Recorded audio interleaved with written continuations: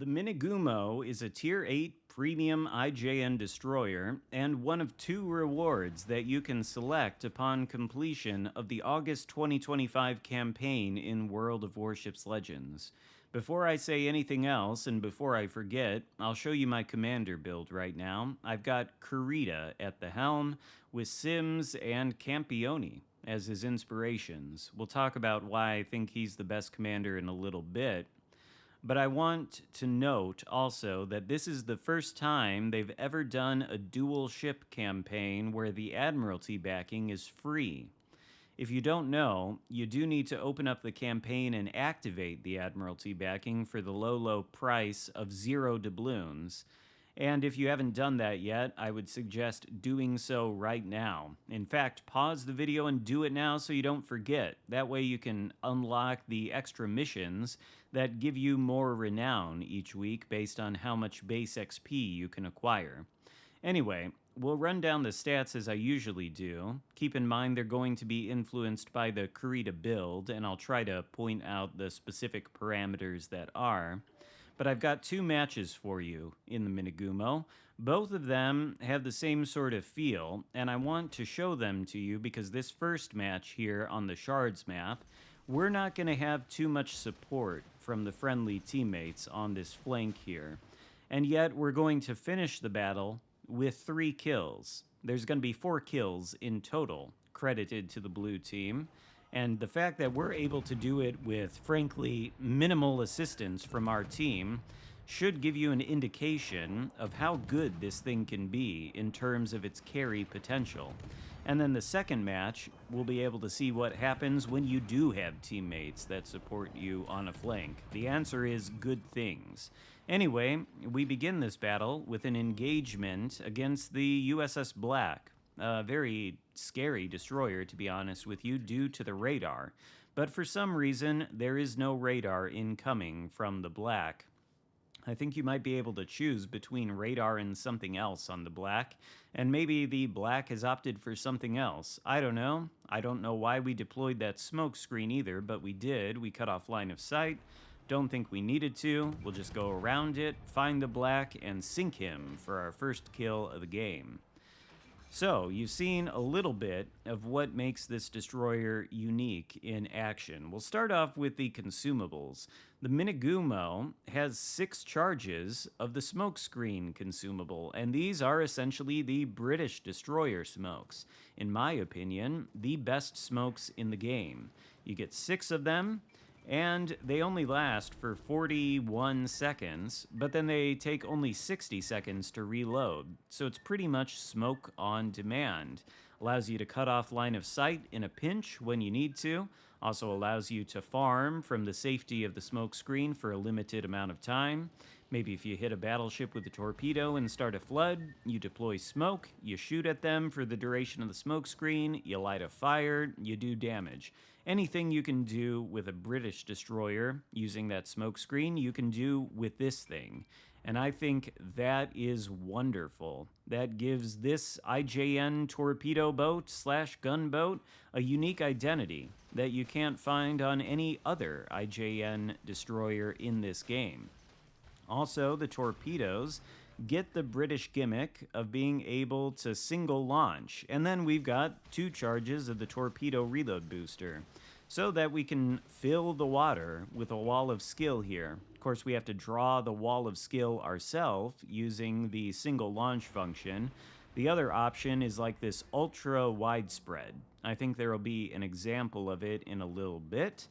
But the ultra widespread, not as good as the single fire spread. And of course, you can live or die on that single fire spread.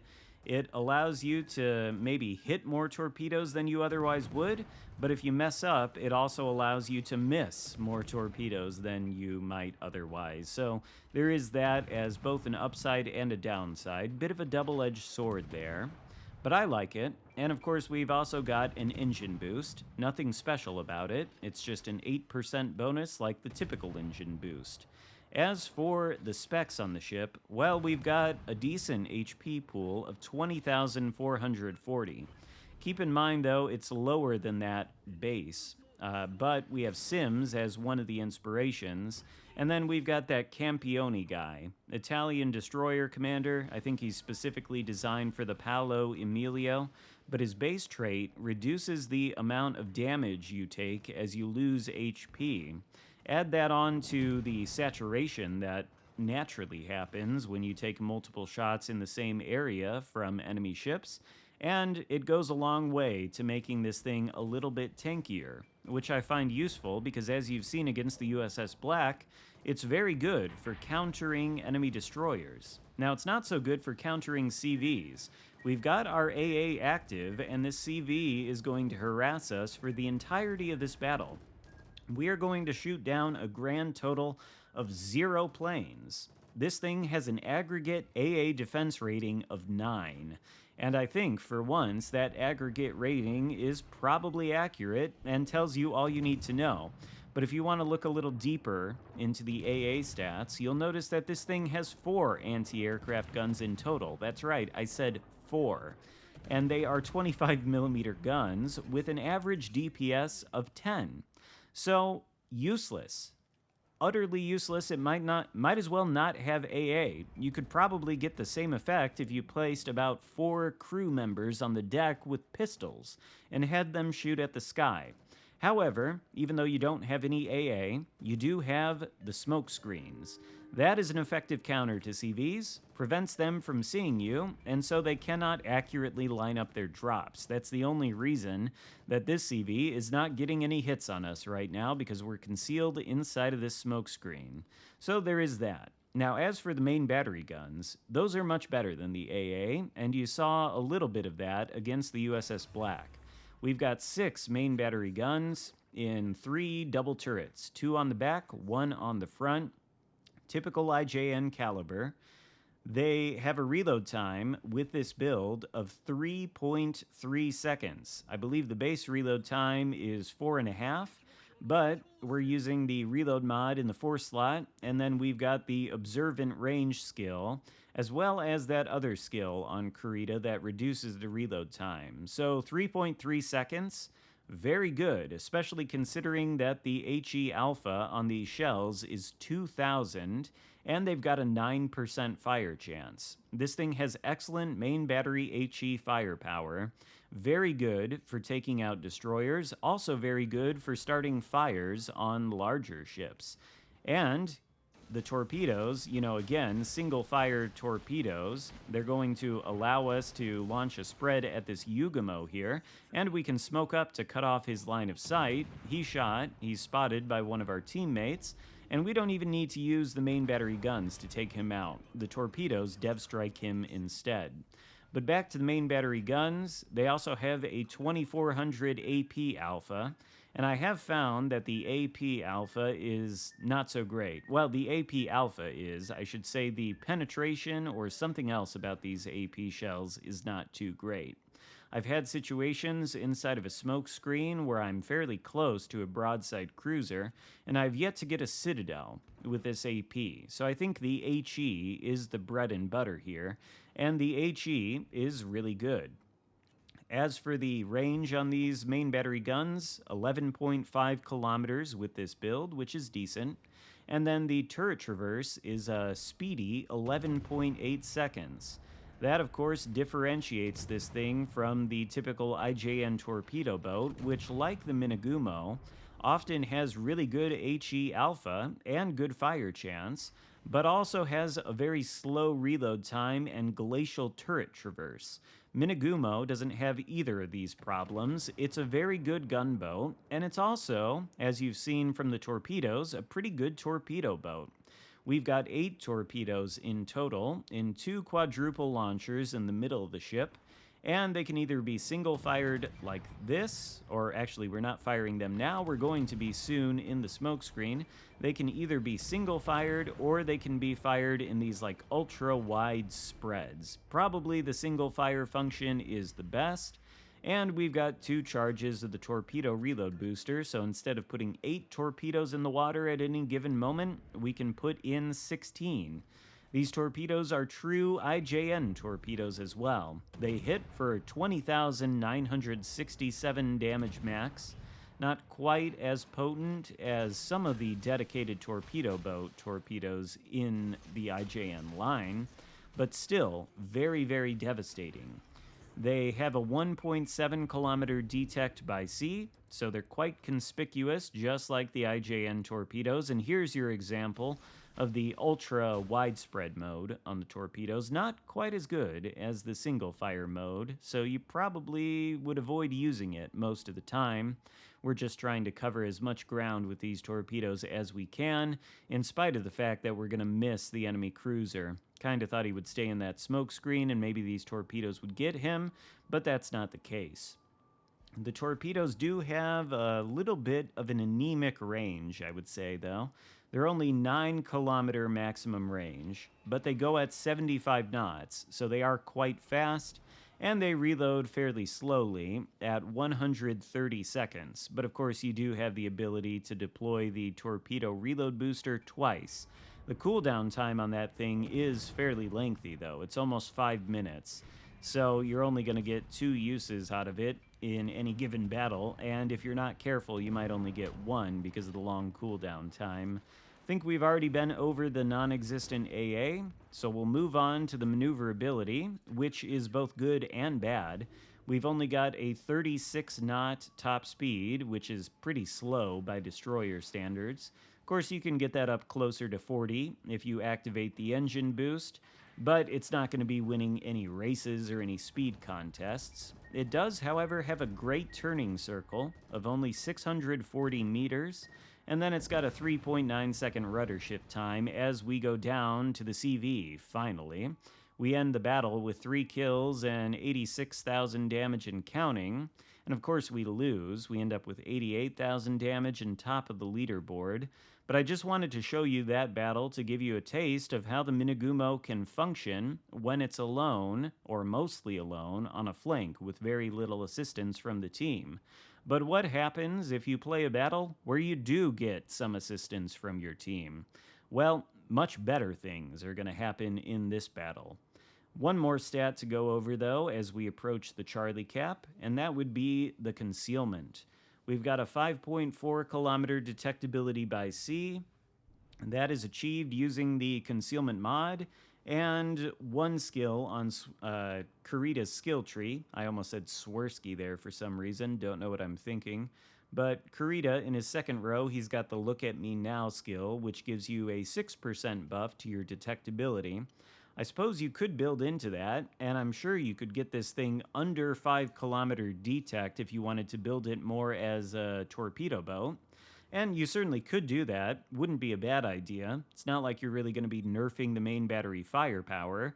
But to me, I think the Minegumo is sort of like what would happen if you took the Hayate and then you gave it British smoke and a torpedo reload booster. Does the Hayate have a torpedo reload booster to begin with? I think it might. No, it doesn't. It gets to choose between smoke or torpedo reload booster. Here you've got smoke and torpedo reload booster, and then you've got guns that are similarly effective to the Hayate. I heard in the community manager stream yesterday that people were saying the Minegumo's guns are not good or are unusable for some reason. Nothing could be further from the truth. These guns are excellent. So are the torpedoes, and together, I think this is a bit of a hybrid destroyer that can fulfill all roles. Torpedo boat, gunboat, whatever you need it to be. And then you've got the smoke screen for added versatility. It makes it a very good destroyer for contesting caps, countering other enemy destroyers, farming battleships or cruisers with the main battery or the torpedoes. There's just a lot of possibilities in the Minegumo that you won't find in any other IJN premium. And frankly, I've had a lot of fun with it, and I really, really enjoy it. I think I would recommend it over the Battleship, even though I haven't played that one extensively. The jury's still out on that thing, but I enjoyed the Minegumo, or my time in it, over 20 battles, significantly more than I enjoyed my time in the Niord, which I don't have 20 battles in yet. But I'm probably going to work on that later today so that we can cover that hopefully tomorrow on the channel. Maybe we'll cover something else, though, because the glass cannon skill on destroyer commanders got buffed to give you more range, and now the Khabarovsk has 16.2 kilometer range on my build. We might want to take a look at that too. Anyway, we've succeeded in taking the Charlie Cap on this flank. We've launched some fruitless torpedoes at that smoke screen there, which was undoubtedly set by the enemy destroyer in the area. There's his torpedoes, and what we're facing off against is a Summers, American destroyer with excellent torpedo power and not bad guns either. There he is, Summers CE. We're going to shoot at him, maybe deploy one of our smoke screens here because he's spotting us, and his teammates can shoot at us, but of course, since he fired his guns, our teammates are spotting him. And so we're able to get a little bit of damage in on him for free. You saw there, too, with one of those salvos, we did like 3,300 to the Summers. These guns are potent. I really don't know who was saying they are not, but that person, whoever said it, no offense, you don't know what you're talking about. These guns are excellent. Kansas pushing in. And, well, we're going to farm him, too, as our smoke screen fades. We've taken the cap, but these guys are hell-bent on taking it back from us. Now, we do have some assistance on the blue team in the form of a friendly destroyer, a friendly cruiser, and then there's a Rodney who's behind an island further back from us. These guys are all going to come in handy here and help us with this side of the map. And then by the end of this battle, you'll see just the, I suppose, carry potential of the Minegumo when it does have teammates to back it up. If it doesn't, I'm sure it can still carry some matches, despite the fact we lost that last one. But it's a very effective destroyer, all in all. Now, of course, we're spotted here, taking some fire from whatever's inside of that smoke screen. Kansas not paying attention. He goes down. We don't get the kill, but we do get a fist. And then we've got Flandre pushing in. We also know Summers is lurking around somewhere. And there's a cruiser in that smoke screen as well. I think it's a Dalian. So we really don't want to be spotted here as we're firing. No matter, we've only used 2 smoke screens so far in this battle, and we've still got 4 more left to go once this one has run its course. Now, Flandre is pushing into the cap. Probably not a great move. You can see he's got some deep water torpedoes incoming from one of our teammates. And if he continues on that course, he's going to have to go one way or another around that little island. And it looks like he's turning to the left, which is exactly where he shouldn't go if his goal is to avoid our torpedoes. We're going to try and line up a good spread here, using the single fire function and basically drawing a line around the indicator of the torps. Going to go around the island here just in case Flandre gets too close to spot us, and then we'll see what happens with these torps. If this Flandre gets cleared out, it looks like Dalian is retreating, and then all that's left on this flank is Summers, who I think we'll be able to deal with pretty easily ourselves. Now, of course, we do hit Flandre with a couple of torpedoes. They do some decent damage. They prompted him to turn broadside to our teammates, and oh, I thought it was a Rodney. The Massachusetts takes him out. Now the cap is clear, aside from the Summers, which looks like it's back inside of the cap, judging by the fact that it's still red. So we'll get away from this island. Turning circle, even though it's good, not coming in handy here. We're going to have to execute a 3-point turn before we can get back toward the island. And then the goal will be to alternatively spot the Dalian for our teammates, or find the Summers and sink him. Oh no, there is a Rodney here. I thought there was. He's pushing directly into the cap now that the Flandre has been dispatched, but of course he's got the Summers to worry about.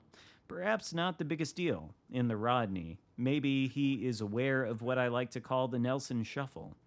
If you've got all of your turrets on the front of your ship like the Rodney does, and you don't have any battleships to worry about angling against, then if you're pushing into a destroyer, you simply sail in a zigzag pattern, and that's often enough to throw off all of the torpedoes that the destroyer is going to launch at you. In fact, I think Rodney is going to avoid the majority of the torpedoes the Summers sends his way, except for that one, which does hit him on the bow.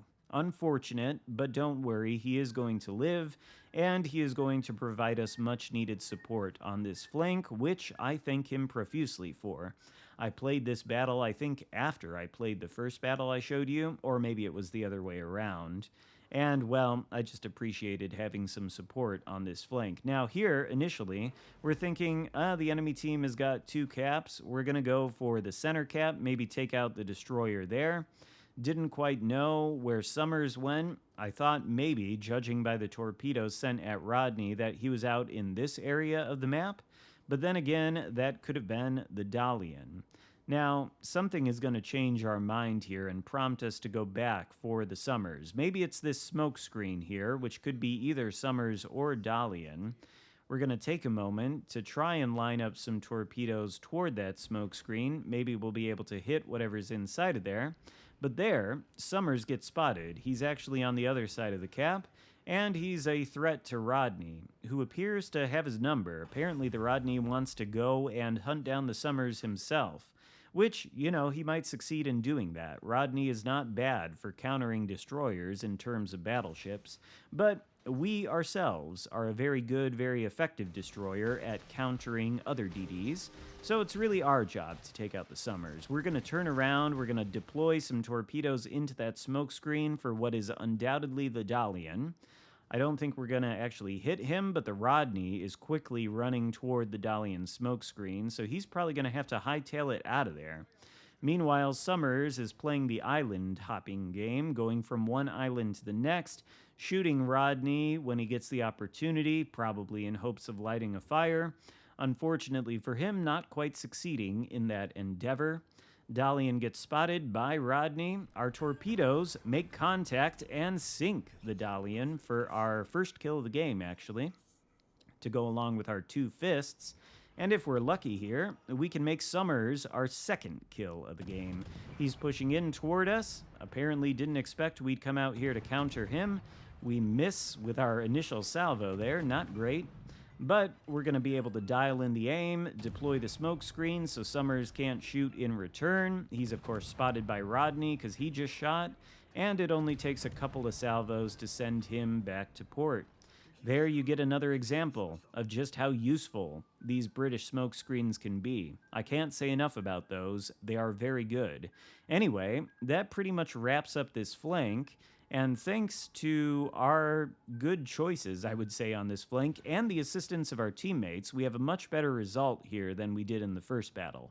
And of course, we're going to win this one. We spent the rest of the time sailing into the Bravo cap, taking that, and all that's left is one battleship on the far side of the map, and then an enemy Småland, who was last spotted in the Alpha cap, heading in this direction toward me and my full HP destroyer teammate here. So absolutely no concern about losing. There's Småland, who is a dangerous foe. He does have radar, or he might. But between me and the friendly DD, it's not going to take very long at all to shred the Småland, who does have good main battery firepower himself, but it can't survive a 2v1. And we take out Småland as our third kill and final one of the game, ending with a very similar damage total to the first battle. 84,000 compared to 88, not high damage numbers, but neither of these games were about high damage numbers. I've certainly gotten more damage than this in the Minegumo. I think you can see from the individual engagements, judging by the main battery firepower and torpedo fire, that this thing is totally capable of pumping out the damage, but it's also capable of being a very good counter DD destroyer, very good cap contester, and just overall around Swiss Army knife hybrid type of destroyer, much like the British. And for that reason, I really like it. I think it's a great ship.